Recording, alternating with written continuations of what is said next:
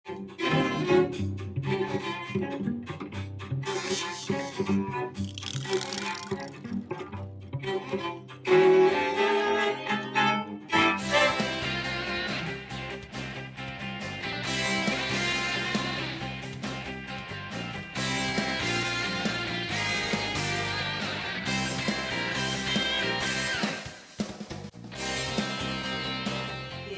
universidad ha estado preocupada por capacitar a todo el personal en estos temas, y no nada más al personal, sino al alumnado, en todos estos temas que tienen que ver con violencia contra las mujeres, discriminación, trata de personas, hostigamiento de acoso sexual, etcétera, todos estos temas que tienen que ver con género, ¿no?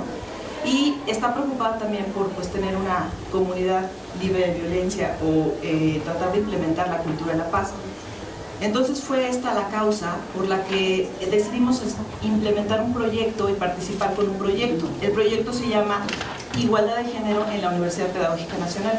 En este proyecto participamos varios académicos y algunos administrativos, esencialmente la Dirección de Servicios Jurídicos. ¿Por qué jurídico? Pues porque jurídico es donde nos llegan las principales cuestiones que de repente se dan, ¿no? Las principales son donde recurren de inmediato cuando hay alguna cuestión de discriminación, algún conflicto entre trabajadores, etc. Entonces participamos con este proyecto en el Profocie, que es un fondo que tiene la SED de recursos concursables. Fuimos favorecidos y gracias a esto hemos podido implementar una serie de acciones o estamos implementando. Tenemos programados varios cursos de capacitación en estos temas y están dirigidos a diferentes áreas. Ya tuvimos la capacitación del área de servicios escolares, del área de planeación, de jurídico, del área de materiales y justo hoy está dedicada esta capacitación para ustedes. Entonces se ha venido dando también a los alumnos, se les ha brindado la capacitación. Con ellos hablamos de violencia en el noviazgo, cultura de la paz, derechos humanos e importancia y respeto a los mismos. Y tenemos todo un programa que va a seguir durante un año. Ustedes se pueden percatar que ya les entregamos unos trípticos, también ha habido unas lonas colgadas, ha habido información en donde están los checadores, en la entrada de la biblioteca, sobre el violentómetro y demás. Porque la intención es capacitarlos en estos temas.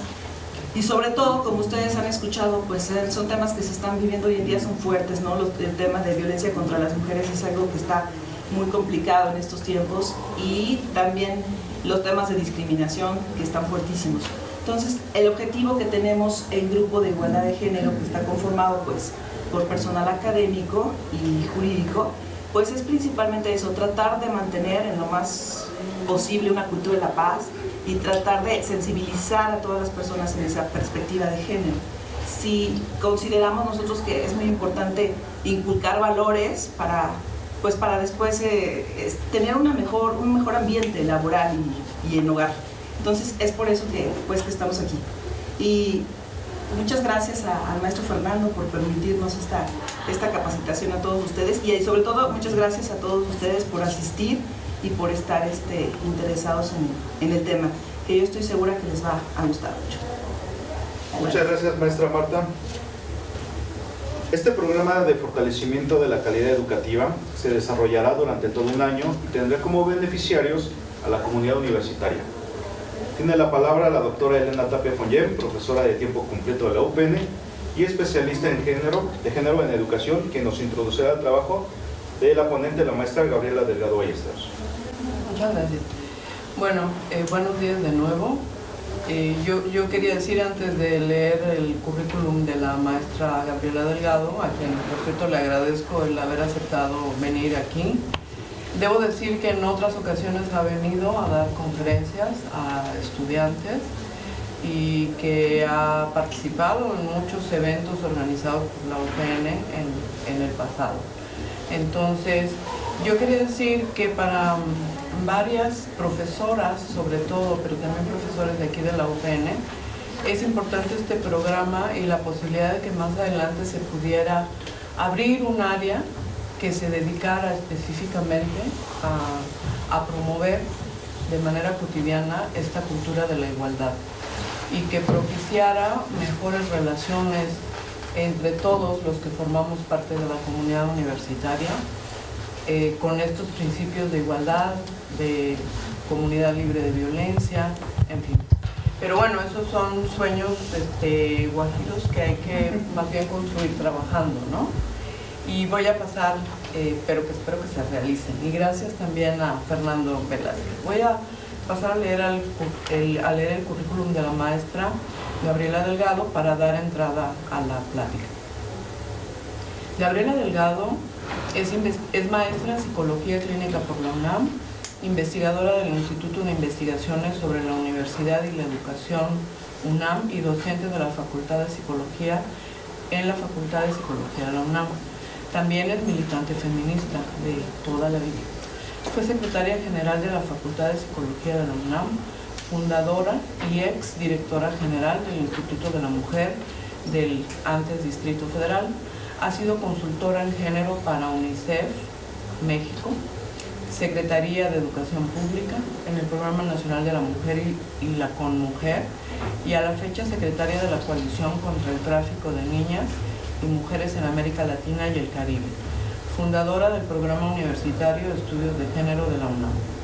Como investigadora, su línea es Género, Educación y Derechos Humanos, lo que le ha permitido participar en investigaciones interdisciplinarias y ser invitada como consultora en diversas universidades, en El Salvador, en la Universidad de Génova, en Italia, en la Universidad de Indiana, en Estados Unidos, y en la Queen University Belfast, en Irlanda, para el desarrollo de programas de prevención de las violencias y estrategias de resiliencia. Tiene 10 libros publicados y más de 40 artículos en revistas nacionales e internacionales sobre género, derechos humanos y educación. Ha sido integrante de las siguientes asociaciones y organizaciones. La tercera organización de mujeres en ciencia, la Asociación para el Desarrollo de las Mujeres, en el Consejo Mexicano de Investigación Educativa, el COMIE, y la Iniciativa Ciudadana y Desarrollo Social, AC, INCIDE Social, de la cual es fundadora. Del Comité Técnico sobre Derechos de la Mujer y la Familia del Programa de Cooperación en el Gobierno de México y UNICEF del 96 al 2001. Participó en la investigación de los feminicidios en México en la Cámara de Diputados. Asimismo, con INCIDE Social, realizó la investigación sobre las violencias en México, trabajando las referidas contra las mujeres. Fue delegado oficial de México ante Naciones Unidas en las conferencias de integración de la mujer al desarrollo social y económico en América Latina, Argentina, en la 5ª Conferencia Internacional de la Mujer en Beijing, China, en 95, y en la evaluación de la misma en Beijing +5 en Nueva York 2000. Desarrolló junto con la extinta FEBIM de la PGR y la Facultad de Psicología de la UNAM los diplomados de Psicología y Género en la Procuración de Justicia y el otro sobre formación pericial con perspectiva de género y psicología. Bueno, como ustedes verán, pues es un currículum amplísimo que está sintetizado además en una hojita y media. Y sin más, nuevamente agradeciéndole, le doy la palabra a la maestra Gabriela Delgado. Pues buenos días tengan todas y todos ustedes. Me da pena, estaba yo pensando la importancia que tiene que sean gentes del área de biblioteca quienes vengan aquí, porque tanto en el Politécnico como en la propia UNAM, siempre que alguien sufre una violencia, y cuando digo alguien me estoy refiriendo a hombres y mujeres, al lugar a donde mandan a estas personas es a las bibliotecas. Es el lugar donde se siente la gente más segura, donde puede haber mayor vigilancia hacia lo que sucede. No sé cómo sea aquí en la UPN. Quiero agradecerle a Elena Tapia la invitación, a Marta y al licenciado maestro Velázquez, que puedan hacer este tipo de reuniones que son muy importantes.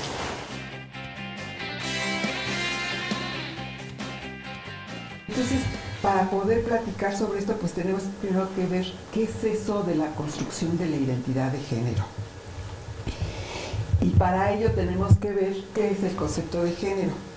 El concepto de género es un concepto que crearon las feministas. y las feministas en el momento en que justamente luchaban por los derechos humanos de las mujeres. Y este concepto permite abrir un ángulo, es una forma de ver el mundo, abriendo el desplazamiento para observar qué es lo que se ha asignado a cada persona dependiendo de las significaciones que cobran las características biológicas, las tradiciones y valores, así como los imperantes en un contexto cultural en el que se vive.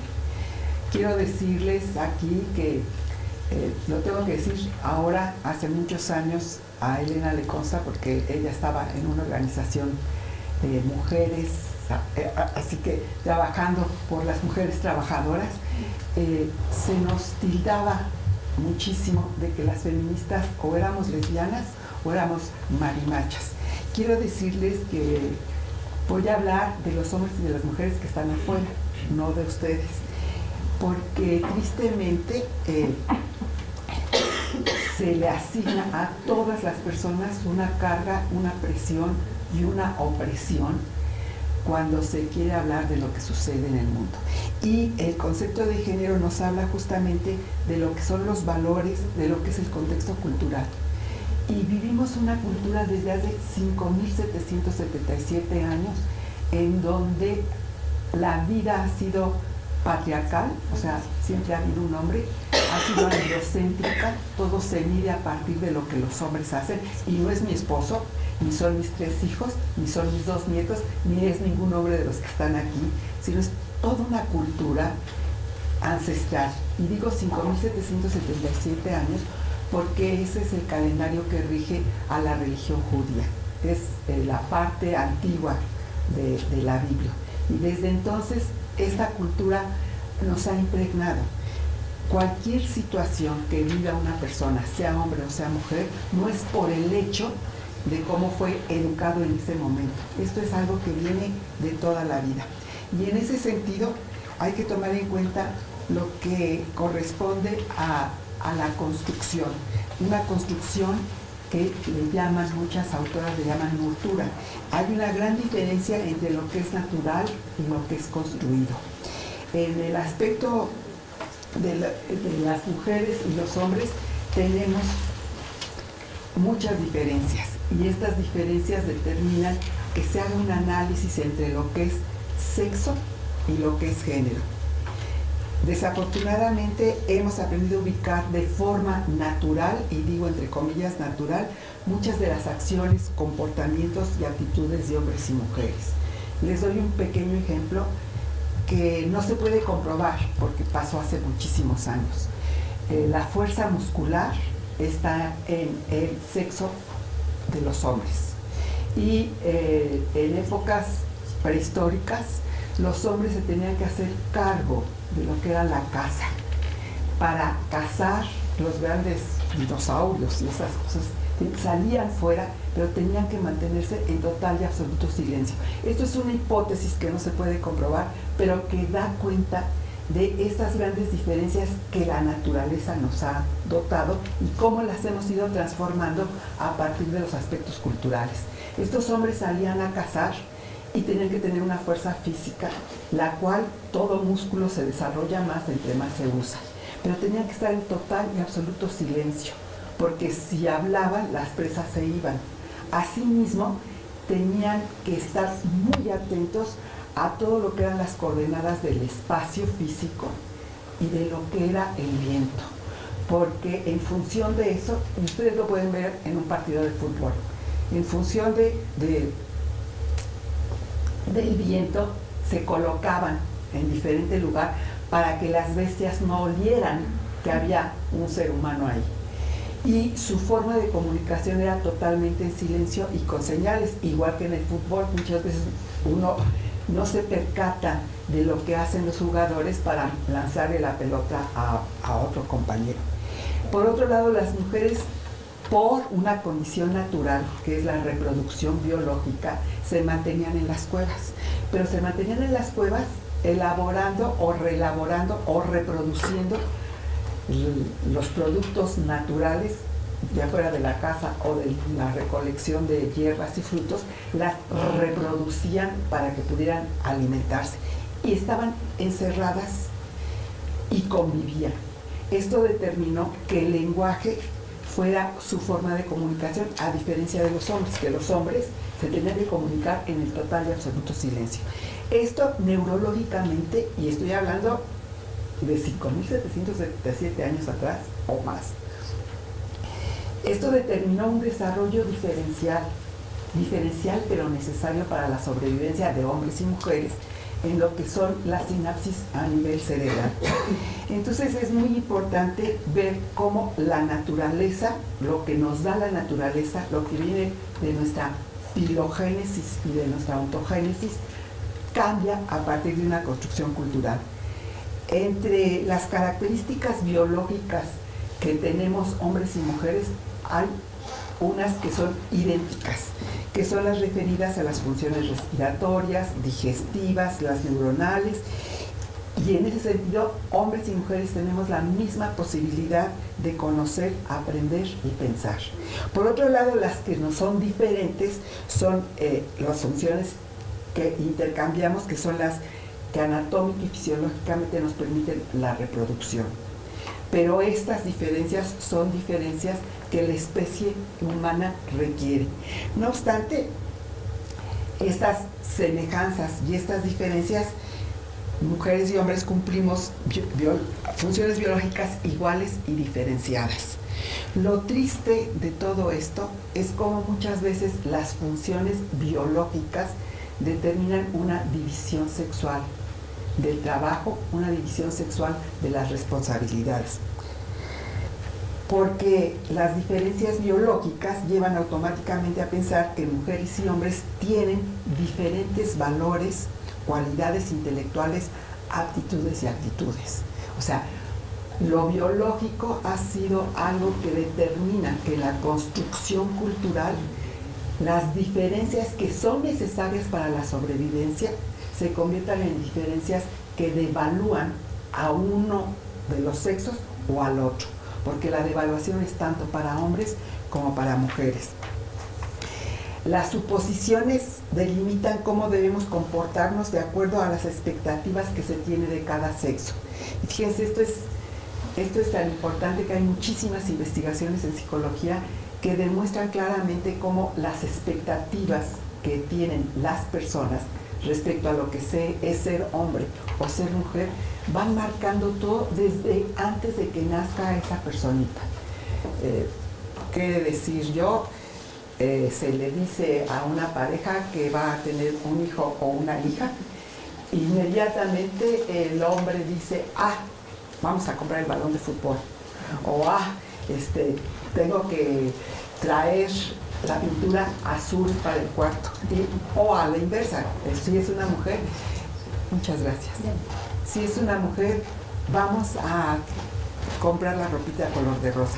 Todavía no nace esa personita y ya se le está asignando ciertas características que son las expectativas que se tienen para cada sexo. Y eso es en la vida cotidiana, pero hay investigaciones, en Estados Unidos se hicieron, en donde a los niños les ponían cobijitas rosas y a las niñas cobijitas azules. Estas son unas investigaciones que parten de otras investigaciones de Maslow, y era notorio que las enfermeras y las médicas y los médicos, a la hora que cargaban a ese niño con cobijita rosa, lo hacían con una ternura y una docilidad increíble. Y cuando veían la cobijita azul, que era de bebitas niñas, la zarandeaban y le decían.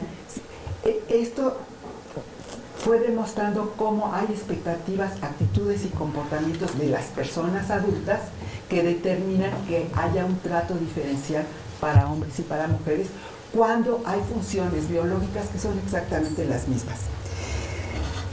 Ante esta situación se empezó a trabajar lo que se llama la nurtura. La nurtura es el alimento que la cultura, que la sociedad le da a las personas.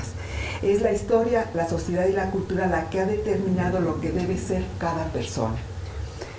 Es tan fuerte esto que fíjense que muchos hombres, muchos niños son sacados de la escuela porque son mano de obra, porque se cree que los hombres son fuertes Y como son fuertes y ya nadie vive con 2 salarios mínimos, se requiere de un tercer salario, a los niños se les está privando de una educación porque son fuerza de trabajo para las propias familias. Ese ahora es el deber ser de muchos niños. Y no hay bases biológicas que impidan a las mujeres ser proveedoras o trabajar, pero en este caso el discriminado es el niño o el hombre.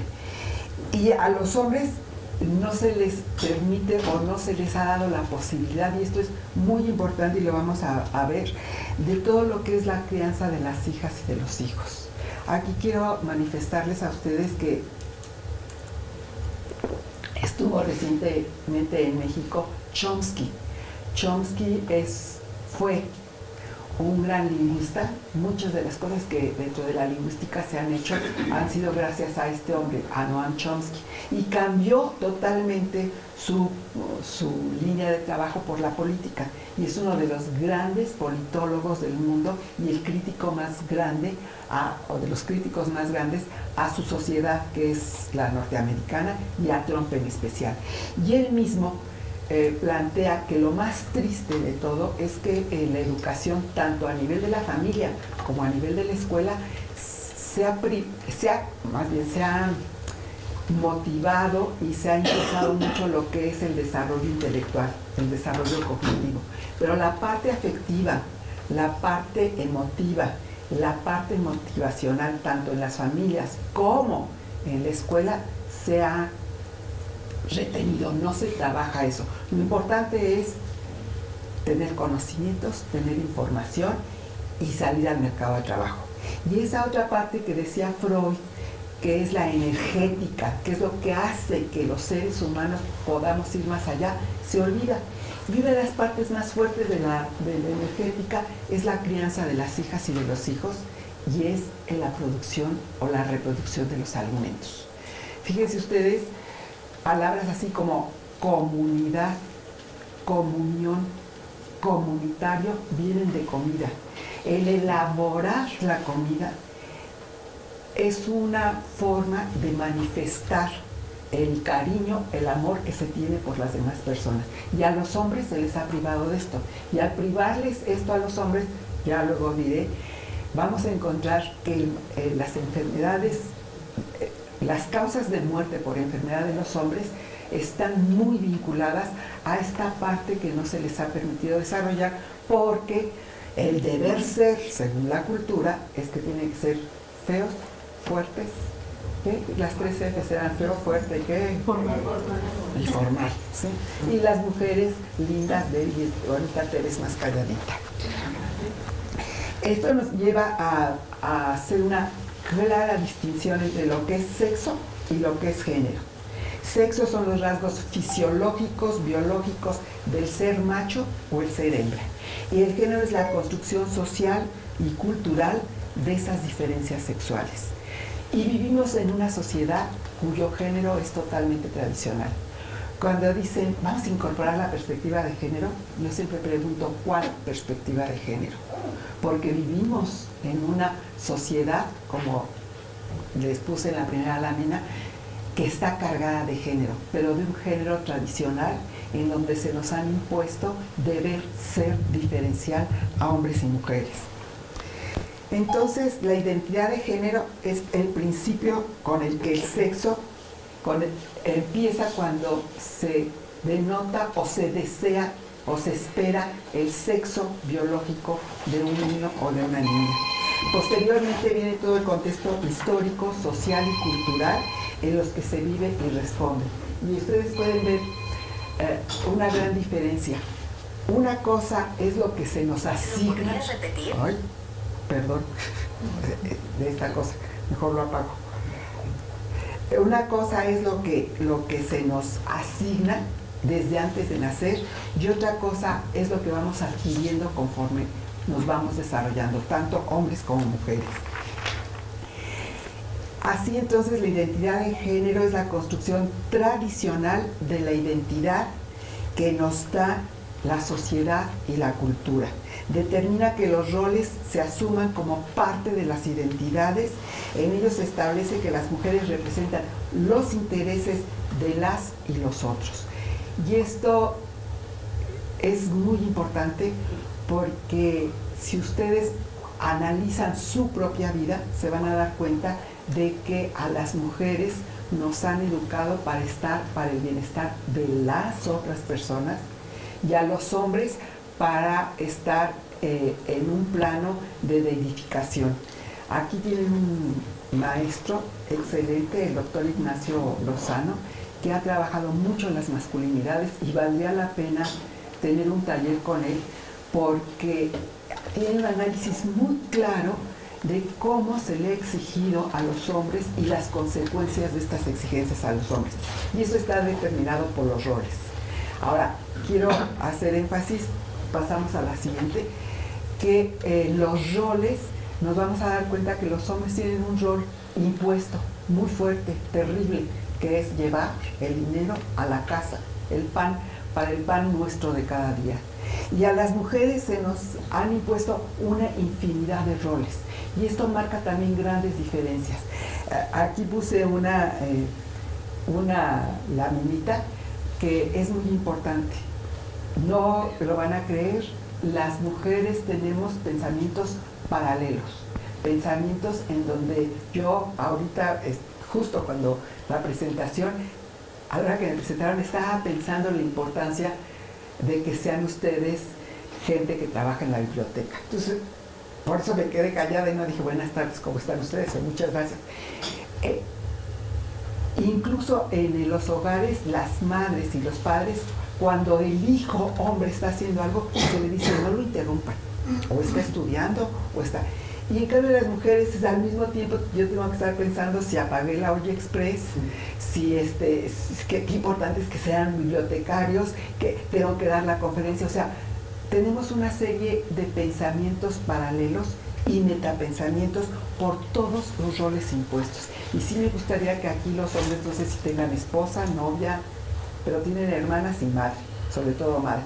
Piensen en todos los roles que se les ha dado a sus madres. Los roles son expectativas de los comportamientos de mujeres y hombres que determinan conductas y actitudes que se espera de ellas y ellos. Y hay de nosotras y de ellos si no cumplimos esas expectativas. Normas, principios y representaciones culturales que dicta la sociedad sobre el comportamiento masculino y femenino. Aquí les voy a dar un ejemplo que lo traía para más adelante, pero que me tiene impactada. Ayer en el metro, la última estación del metro que va de Tasqueña a Cuatro Caminos, en la noche un chico perdió sus piernas y el otro murió. ¿Sí? ¿Por qué? Porque uno de los ritos de la masculinidad es que los hombres tienen que demostrar que no tienen miedo. Y ante esas cosas los jóvenes tienen conductas de riesgo. Y la única manera de acabar con este tipo de riesgos es tomar en cuenta que los roles que se nos imponen tenemos que analizarlos. Porque ese es un ejemplo. Otro ejemplo que fue de ayer. El otro ejemplo es, si ustedes, de las investigaciones que he hecho con la Coalición contra el Tráfico y la Trata de Niñas y Niños, nos encontramos que quienes nos apoyan muchísimo son las maestras y los maestros en los poblados y las gentes que se dedican a los periódicos.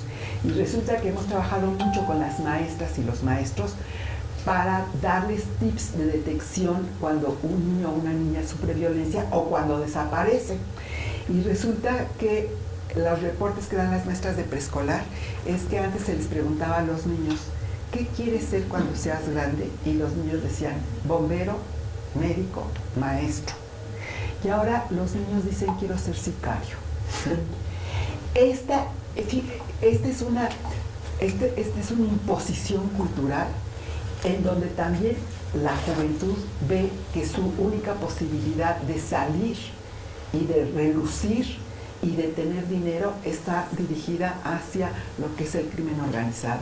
Y que un niño de 3 a 5 años diga ya desde ahorita que su deseo y su rol es de los más bajos dentro del crimen organizado, que es el sicario, es una de las formas que estamos construyendo una identidad de género totalmente injusta y de barbarie. ¿Sí?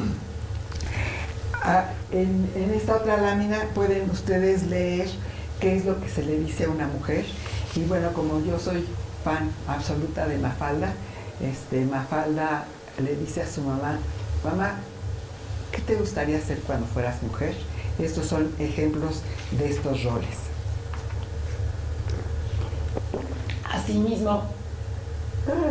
Asimismo, otro de los aspectos que influyen mucho en el ser y estar de las personas son los estereotipos, que son los juicios preconcebidos de modo irracional, que solo permiten ver parte de una realidad de las personas. Son compartidos por un gran número de gente. El ejemplo más fuerte, y afortunadamente ya en la UNAM se cambió, era el problema de las dictaminadoras. Cuando 2 estudiantes, un hombre y una mujer, con el mismo promedio y trayectoria educativa, o sea, 10 excelentes en su trabajo, se les iba a otorgar una beca, siempre se elegía que fuera el hombre el que tuviera la beca, bajo el estereotipo de que la mujer tiene que cuidar a la familia, tener los hijos y educar a los hijos. Y así como este estereotipo, hay muchísimos otros. Por ejemplo, y esto es terrible, el estereotipo de lo que es femenino, de lo que es la belleza. Y vemos cómo día con día las mujeres, y ahora los hombres, porque también ahora me doy cuenta, cuando menos mi marido me dice: nunca voy a poder tener esos músculos con los hombres, que ya los verán ahorita, pero en el caso de las mujeres es doblemente terrible, porque una mujer fea, gorda, vieja, o sea, una gente como yo, cada vez nos vamos demeritando más en el valor social. Y el tipo de enfermedades que las niñas y las mujeres van sosteniendo hacen que lleguen a situaciones de gravedad terrible. O, por ejemplo, esta y la siguiente es la hija de un artista. O sea, como desde niñas, desde chiquitas, se les imponen patrones de belleza. Y es terrible, porque hace ratito me comentaba el maestro Velázquez, es que se agrede mucho a las mujeres, es que deberían de hacer algo ya las mujeres. Muchas veces las mujeres no podemos hacer nada, ni los hombres, porque el patrón cultural es tan fuerte que si un hombre no demuestra su machismo teniendo muchas capillitas, entonces es, como quien dice, discriminado por el propio grupo de referencia. Y las mujeres también. Entonces, esta niña, hija de un artista, desde pequeña sabe que si no es bella, no va a ser nadie. ¿Sí? Esto convierte a las mujeres en objeto sexual, en objeto desechable, en objeto, miren, en la trata de personas, la trata referida a la sexualidad, hay de 10 personas que se secuestran para la trata, 7 son mujeres y 3 son hombres.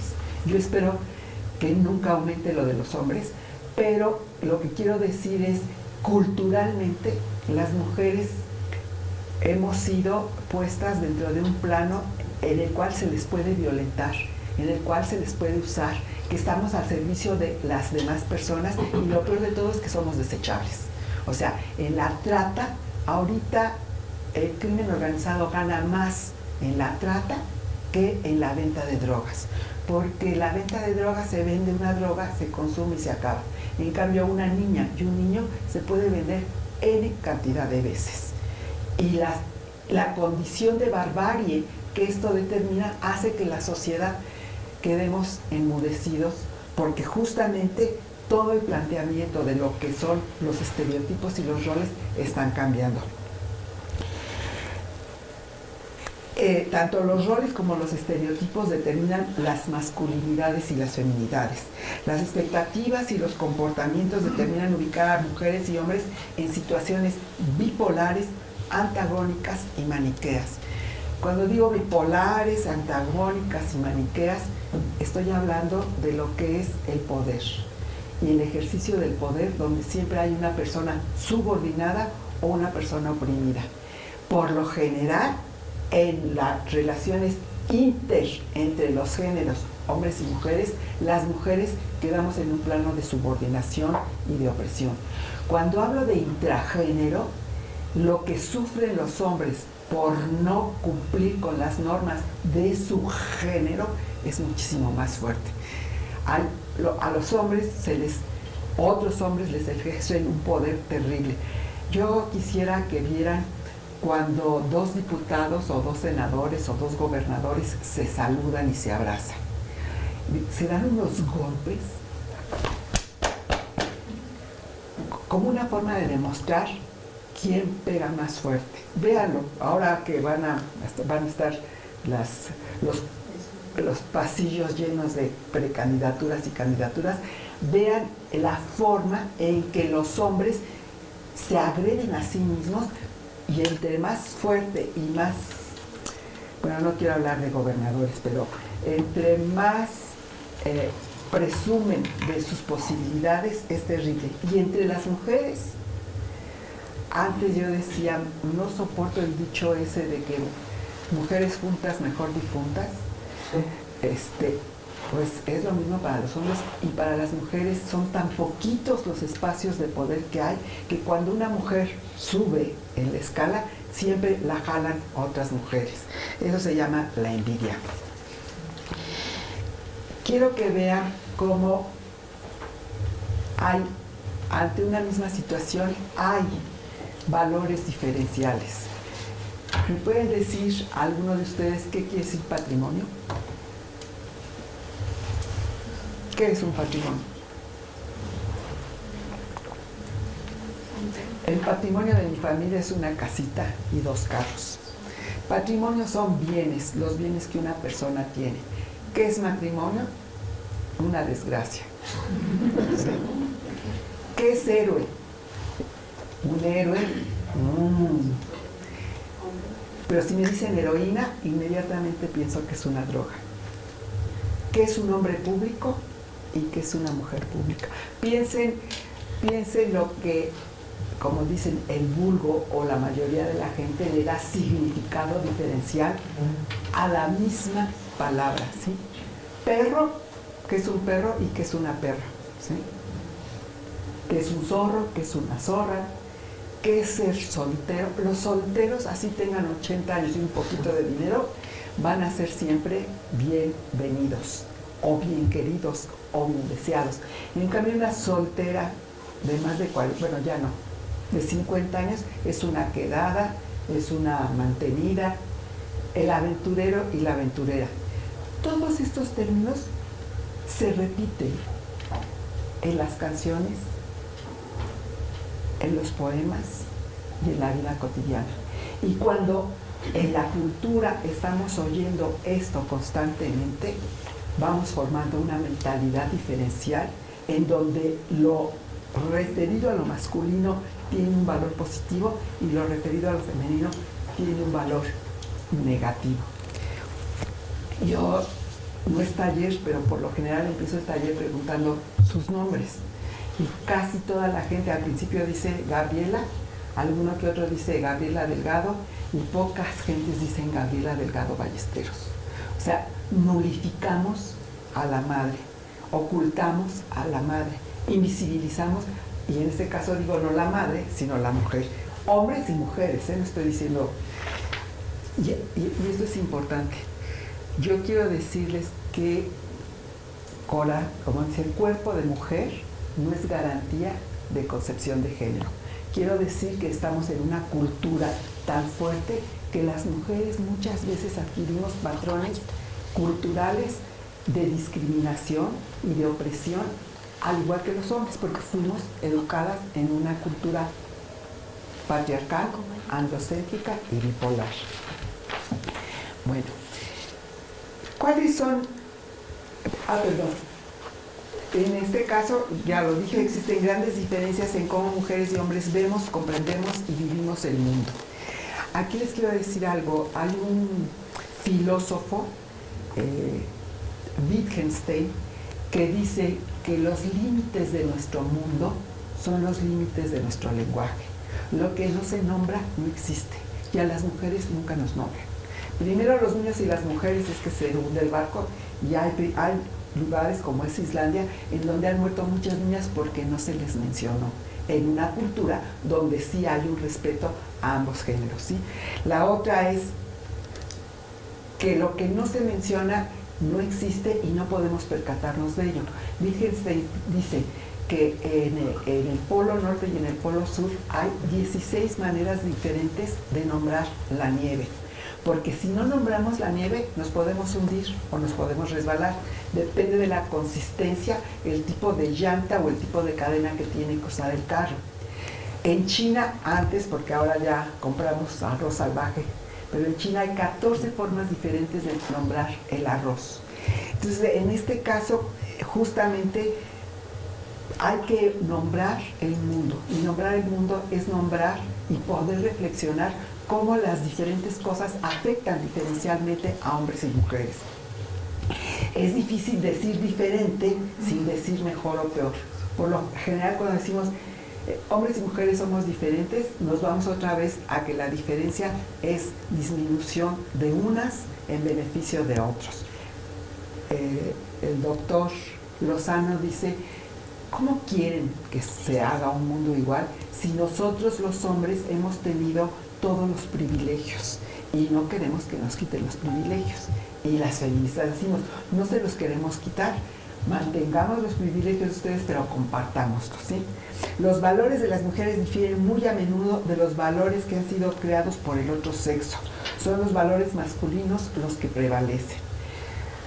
Miren, es tan terrible esto que hay países todavía en los cuales se mata a las niñas cuando nacen porque lo que se quiere son hombres.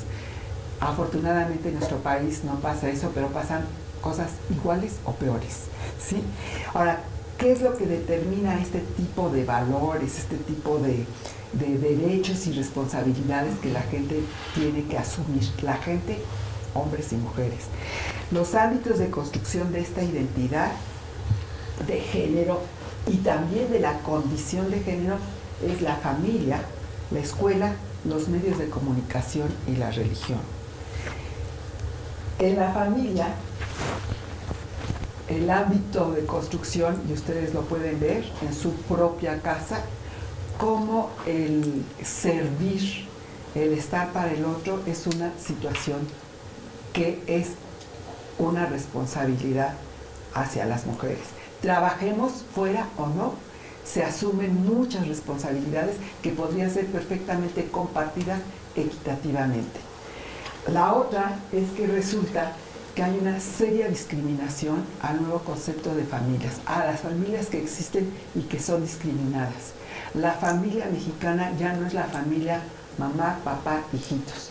La familia mexicana es extensa, en una casa pueden vivir sobrinos, suegros, mamás, abuelos, tías, pero además hay una nueva conformación de familias que dentro de esta ideología patriarcal, androcéntrica, heterónoma, han sido vapuleadas totalmente. No se digan los hombres solteros con hijos o las madres solteras con hijos o hijas, pero ya las familias tienen otro contexto. Y sin embargo, esta discriminación hacia las familias que se va dando en la casa y en la escuela determinan, me encantó algo que dijeron, la construcción de la paz. ¿Cómo se puede construir la paz si los valores no cambian, si no se respetan, no tanto los valores como los derechos humanos? En esta, aquí está Mafalda, ¿sí? Y esto es, a todas las mujeres nos pasa, ¿sí? Y esto es muy importante, ya lo vamos a ver ahorita que lleguemos a la educación. Otra, no se diga Homero Simpson que llega a su casa, se sienta y le llevan la cerveza. Ahora voy a ir al otro ámbito, que es el más importante en la medida, y estoy fascinada de estar aquí, porque estoy convencida que las familias en México están sufriendo una situación económica muy fuerte y que la mayor parte de las familias se desintegran en el sentido de que padre y madre tienen que trabajar y pasan poco tiempo con las hijas y los hijos. Y el único lugar en donde, yo esperaría que no fuera el único, pero el único lugar en donde puede haber un cambio real y masivo es en las escuelas. Y la escuela es otra de las instancias en donde se construye la identidad y la condición de género. Quiero que vean esta imagen porque dentro de lo que son los derechos humanos y lo que es la educación, siempre se habla de la igualdad de oportunidades, porque la igualdad es un derecho humano y la igualdad y la dignidad son de los derechos humanos más importantes que toda persona debería de tener garantizados. Y resulta que en la educación hablamos de igualdad de oportunidades, cuando en la educación tenemos que hablar de la igualdad sustantiva, que habla de la igualdad de oportunidades, la igualdad de participación, la igualdad de trato y sobre todo la igualdad de resultados. De nada sirve que la UNAM tenga el 51% de hombres y el 49% de mujeres, allá hay igualdad de oportunidades, cuando la mayoría de los hombres están en carreras eminentemente masculinas y la mayoría de las mujeres en carreras eminentemente femeninas. Pero no solo eso, en el transcurso de la educación ni las tratan ni participan de la misma manera. Y los resultados, los vamos viendo, son totalmente diferentes, porque podemos tener doctorados las mujeres, pero se contrata mejor a un licenciado. No hay un vínculo entre lo que es una política educativa y una política laboral. Y aquí lo podemos ver. Ustedes vean en el patio es el espacio donde los hombres juegan y las mujeres están a un lado. La participación es una participación diferencial. En la escuela no se permite ni se respeta el derecho a la participación. Niños y niñas se dan la espalda y el maestro o la maestra está en la tarima y es el poseedor del conocimiento. Cuando hay saberes importantísimos de niños y niñas que no son tomados en cuenta. La siguiente. Esta, no sé si se vea bien, pero la condición de la docencia de hombres y mujeres es terrible. En esa época, esto es de principios del siglo XX, todo lo que se le exigía a una mujer que era maestra. No sé si acá se la ve, pero por ejemplo, no podía salir a la calle con un hombre, no podía fumar, tenía que usar la falda larga. Ahora no es tan marcado, pero fíjense ustedes la gran diferencia entre una maestra de preescolar y una maestra de primaria y secundaria. Es de llamar la atención cómo la maestra de preescolar tiene que seguir con el estereotipo de belleza que le impone el género tradicional. Entonces vemos a las maestras de preescolar con sus tacones perfectamente peinadas y son las maestras que tendrían que tener toda la actividad constante con los niños y con las niñas. Y yo no sé cómo pueden revolcarse con tacones y faldas, bueno, ahora ya no son tan cortas, pero antes eran cortas, ¿sí? Porque tienen que seguir el estereotipo de belleza que es diferente al de esa época. Pero en esa época hay muchas de esas cosas que aún se mantienen. Ya se fue Marta. Pero hay muchas escuelas que cuando una maestra está embarazada, la ponen a hacer trabajo administrativo, porque como los niños y las niñas van a ver esa panza, como si eso fuera algo fuera de lo normal, ¿sí? Contenidos educativos. Esto es impresionante. Yo fui coautora de los libros de texto gratuitos en la época de Echeverría, y por más que tratamos que los contenidos no tuvieran una carga genérica, que tuvieran lenguaje inclusivo, fue dificilísimo. Esto se mantiene en los museos. Fíjense ustedes, quien evoluciona es el hombre, la evolución es del hombre, ¿sí? Y las láminas en los libros y en los museos es esa. ¿Para que sí? Pocas veces vemos la evolución de las mujeres, ¿sí? Es tan fuerte esta ideología patriarcal, androcéntrica, heterosexual, misógina, que Humboldt visitó América, las islas y demás. Saben que todo lo que es la teoría de la evolución de Darwin da cuenta de la evolución de los machos y no de las hembras, porque las hembras estaban cuidando a sus cachorros, sus cachorras. Entonces, las leyes, ya se fue Marta, las leyes también han sido hechas desde una perspectiva masculina, afectando también a los hombres. Pero bueno, estos son en la escuela como los contenidos educativos. Imagínense ustedes pasar 20 años de su vida en donde la mujer o lo que han hecho las mujeres, de no ser Sor Juana Inés de la Cruz, de no ser José Ortiz de Domínguez, 5 heroínas, en donde no estamos ni en los contenidos, ni en los libros, ni en la participación. La que sigue. ¿Qué sucede ante esto? Estos son la ausencia de las mujeres en la ciencia. Estos son los resultados. Ante este constante bombardeo de denigración, de desvaloración de lo femenino, pues bueno, esto es una de las gráficas de los SNI 3. De ese número de personas que tienen SNI 3, esas son 1, 2, 3 mujeres las que llegan. O sea, hubo igualdad de oportunidades, pero al final de la carrera, pues resulta que las mujeres no estamos. La que sigue. Fíjense, desafortunadamente la escuela ya no es tan importante para los niños y las niñas. Los niños y las niñas pasan más tiempo en el celular o en la televisión que en la escuela. El estudio de la UNESCO dice que hay más horas frente a la televisión que frente a un libro o en la convivencia familiar. Y justamente los medios de comunicación refuerzan en el grado extremo, pero verdaderamente en un grado extremo, los estereotipos, los roles que tenemos que asumir hombres y mujeres y que nos va la vida si no lo hacemos. Entonces, por ejemplo, aquí es de dar risa. Está como un tío que una vez que se jubiló, esto es, diría mi hijo, anecdótico, pero mi tío una vez jubilado llegó a su casa sin que 60 años de trabajo y a punto de cumplir 80 años, y ve a mi tía barrer y dice: oye, espérate, estás cogiendo mal escoba. Pues mi tía no le dio de escobazos porque era muy decente, pero le dijo: tengo años barriendo de la misma manera y ahora tú, que ya no estás trabajando, vas a venirme a decir a mí cómo se barre. Pero si ustedes se fijan en los anuncios, siempre viene un hombre a decirle a la mujer qué hacer y cómo hacer las cosas. Y esto es una constante. Ahora, ¿qué pasa con los hombres? Sí.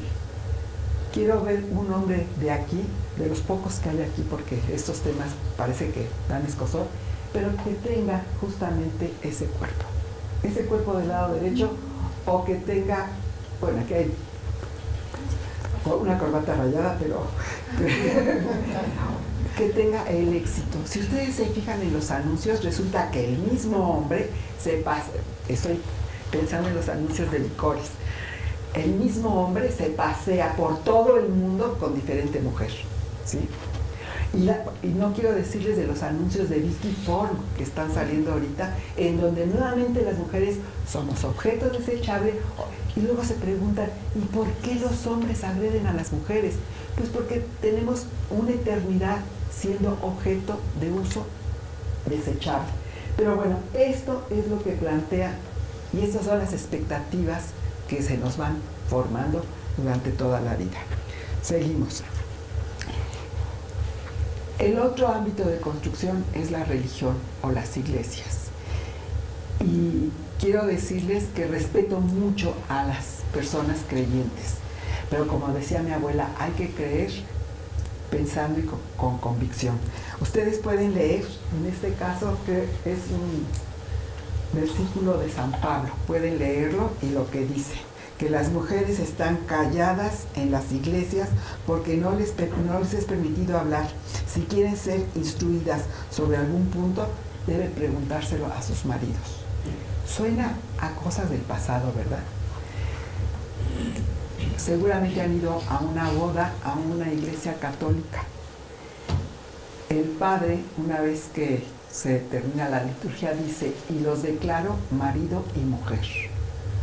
Y la semana pasada fui a una boda y los declaro marido y mujer.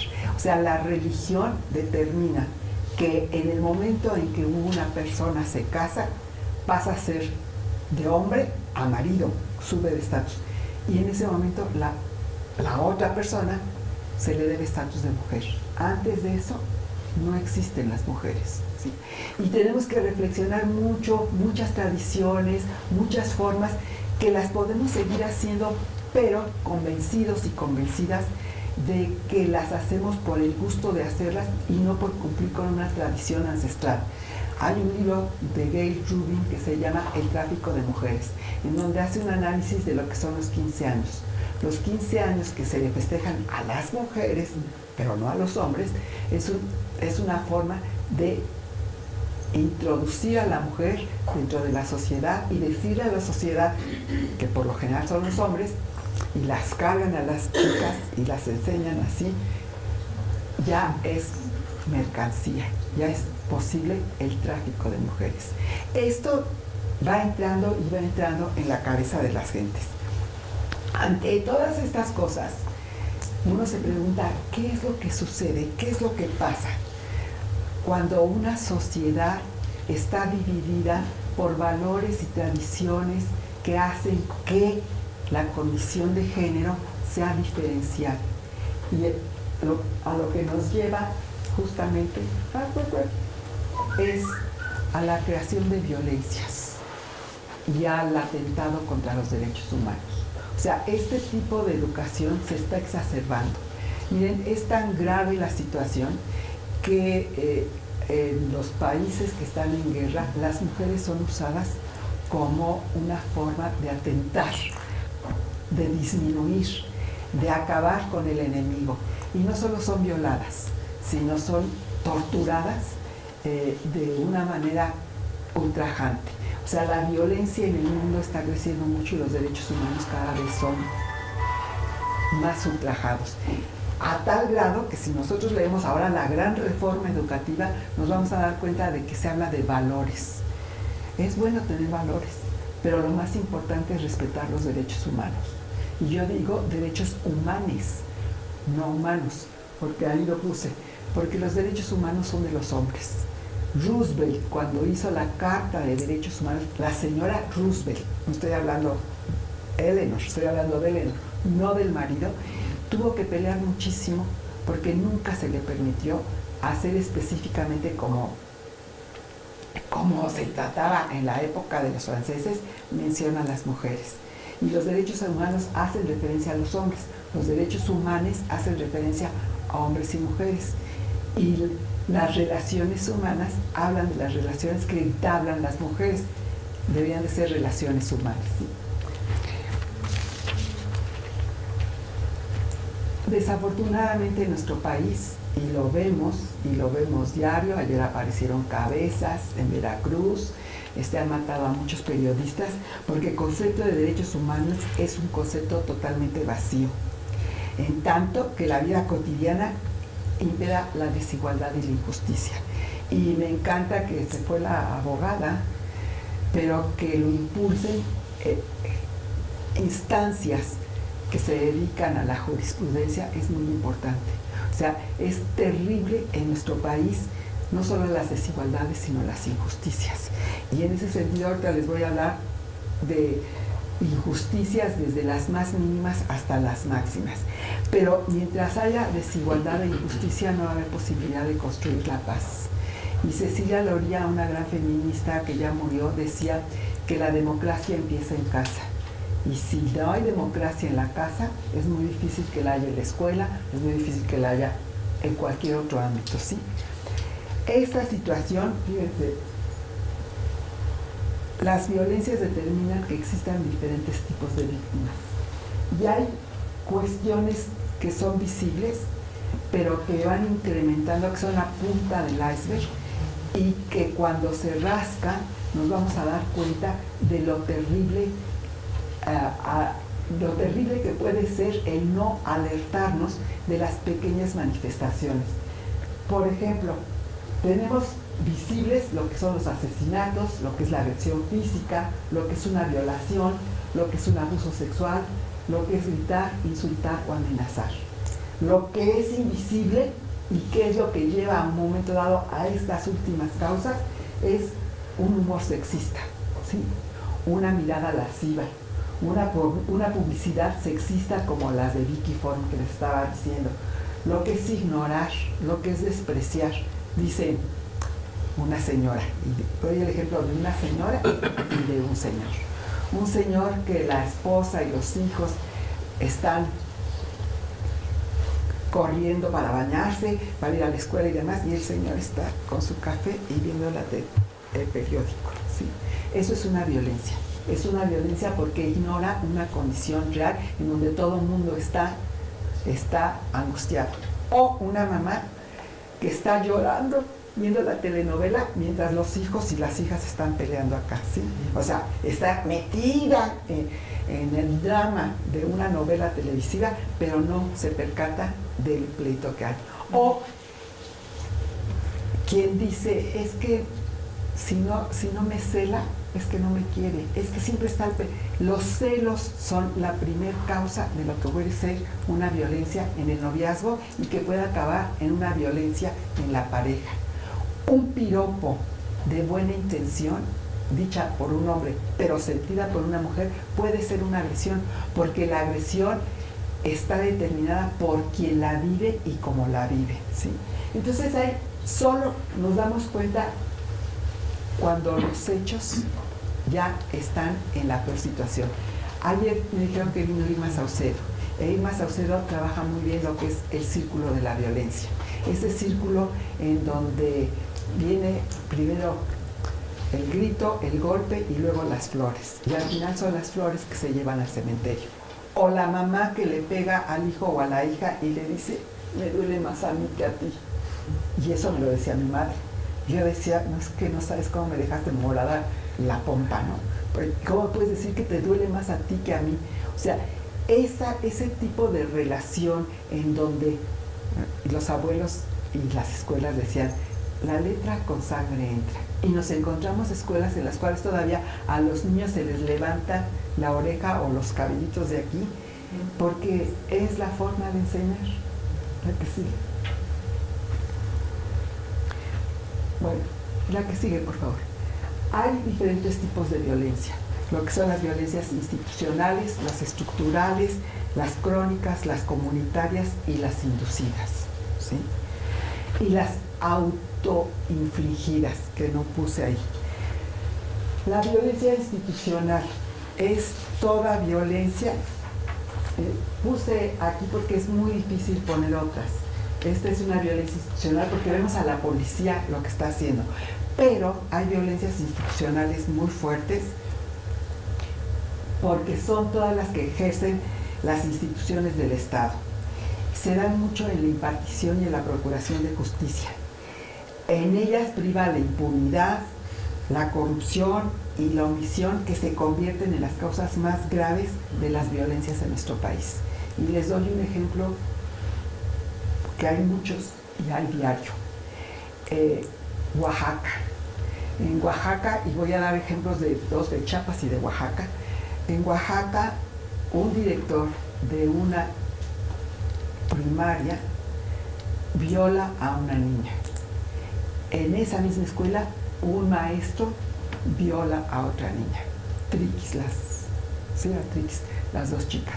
Los padres tratan de buscar justicia, se les quiere dar dinero, el Ministerio Público les quiere dar dinero, no logra nada. Una de las niñas queda infectada de VIH-Sida y la otra queda embarazada.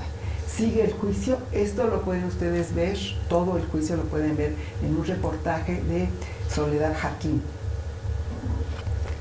Después de mucho trabajo y de mucho apoyo de organizaciones de la sociedad civil, lo que se hace es una penalidad administrativa tanto al director como al maestro y los cambian de municipio, ¿sí? Estos hombres, ante esta impunidad, se convierten en perpetradores porque nada garantiza que no lo vuelvan a hacer, ¿sí? Esto es una violencia institucional. Cuando reviso yo las quejas ante la Comisión Nacional de Derechos Humanos respecto a lo que los trabajadores del Estado, servidores del Estado como ustedes o como yo, resulta que hay muy pocas. Cuando vemos que en las escuelas constantemente sucede esto. Y aquí sé, por lo que me dijeron, que sucede. Y sucede entre docentes y estudiantes como entre los propios estudiantes, ¿sí? La siguiente es la violencia estructural. En la violencia estructural se dan dos tipos de situaciones, lo que son las estructuras mentales y lo que son las sociales. En las estructuras mentales, el ejemplo más claro es este. Esta es una niña de Bosnia. Puse esta imagen porque para mí es clarísimo cómo las violencias que ella ha vivido se han metido en su cabecita.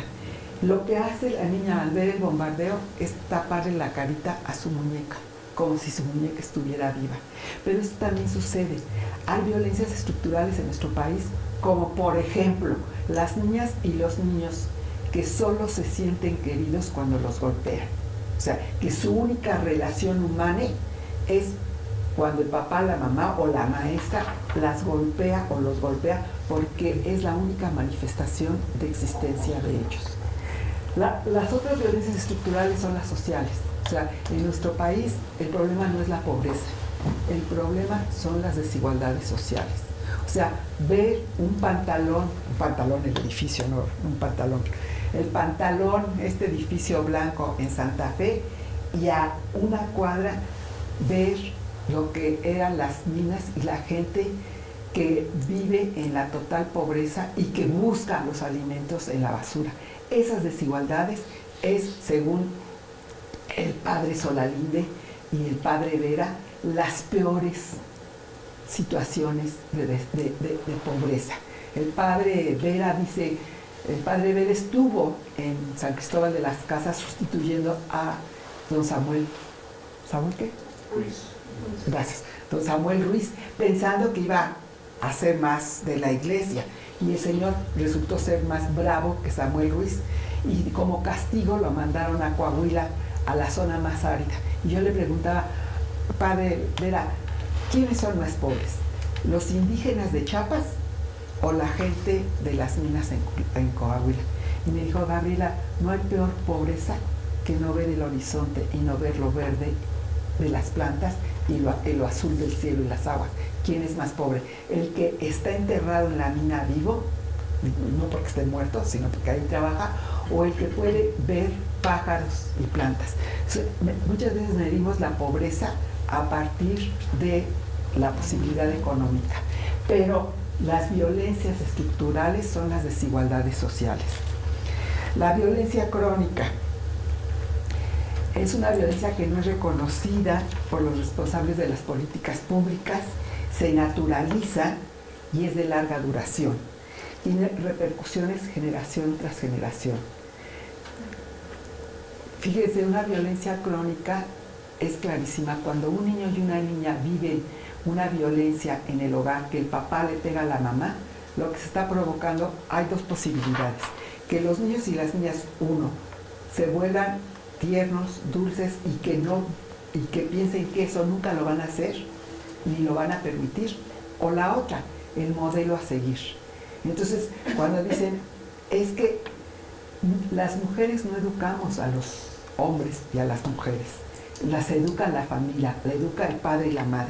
Esos patrones culturales son los que nos llevan a dos posibilidades y se hacen crónicos. Se hacen crónicos porque se repite generacionalmente las violencias. Otra violencia crónica es cuando vamos a solicitar un servicio a un lugar y vemos que la persona está comiendo y uno está, la cola, y uno le hace una caso y cuando, ay, tiene usted que traer 2 fotocopias de no sé qué, y lleva uno y trae las 2 fotocopias de yo no sé qué, ay, se me olvidó decirle, León Felipe decía, aquel que hace su trabajo sin pensar lo que está haciendo, sin sentir lo que está haciendo, como el sepultero que sepulta a los muertos cantando una canción, eso es una violencia crónica. Cuando nuestra cuando nuestro trabajo no solo no nos satisface, sino que impera en una pues desatención hacia las personas a las cuales nos debemos como servidores públicos. La violencia comunitaria, pues, la violencia comunitaria. Esta la vivimos y nada más oímos del crimen organizado, pero la violencia comunitaria en nuestro país es terrible. O sea, desde el pellizco en la calle, desde la mala palabra en la calle, desde las balaceras en la calle, o en la escuela, o en los hospitales. Esta violencia comunitaria ya es parte de nuestra vida comunitaria, de nuestra vida cotidiana, perdón. Se produce en las calles, en las escuelas, en los barrios. Comprende hechos, y esto es muy importante, como escuchar disparos, presenciar la venta de drogas, ver un cadáver, ser testigo de tiroteos, homicidios o pleitos. Antes, ya no es cuando mi abuelita vivía, cuando yo era joven, era clarísimo que si uno veía en la calle a una persona tirada en el suelo, se acercaba a uno a ver qué le sucedía. Esta violencia comunitaria se ha vuelto estructural y se ha vuelto crónica, porque ahora ya nadie se para ayudar a nadie, porque dice uno, igual me asaltan, igual es una trampa, igual.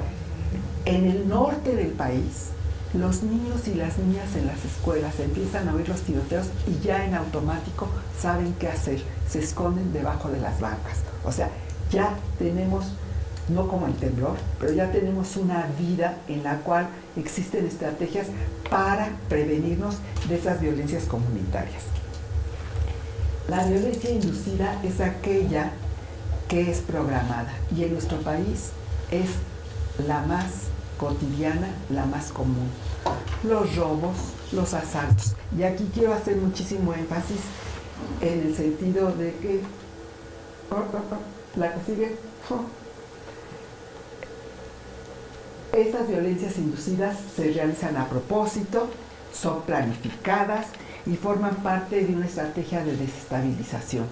Y aquí quiero decirles que es donde queda clarísimo que las violencias que se ejercen contra los hombres son diferentes a aquellas que se ejercen contra las mujeres. Un hombre puede ser asaltado y se le quitan sus bienes, pero por lo general cuando a una mujer se le asalta, se le manosea, cuando bien le va, o se le viola. O sea, no es lo mismo asaltar a un hombre que asaltar a una mujer. Y en este sentido, el efecto que tiene una violencia de este tipo inducida sobre el hombre o la mujer es totalmente diferente por una condición también crónica y estructural. El hombre se vuelve más macho, el hombre se vuelve más atento, y la mujer se le disminuye su autoestima y empieza a dejar de hacer lo que por derecho podría hacer, transitar libremente por cualquier lugar. La autoinfligida. Esta violencia es nueva en nuestro país. Bueno, pareciese que es nueva. Es nueva en las escuelas. Una violencia autoinfligida, estructural, crónica, es fumar. Y miren que yo fui fumadora muchísimos años. Porque atenta contra nuestra salud, ¿sí? En este caso volvemos a la misma situación. Ahora son las mujeres las que fuman más que los hombres. Otra violencia estructural, crónica y que es inducida es el alcohol. Y en nuestro país el alcoholismo en los hombres es altísimo. O sea, esta presión social que tienen los hombres los lleva a llegar a hacerse adictos al alcohol. Y ahí hay una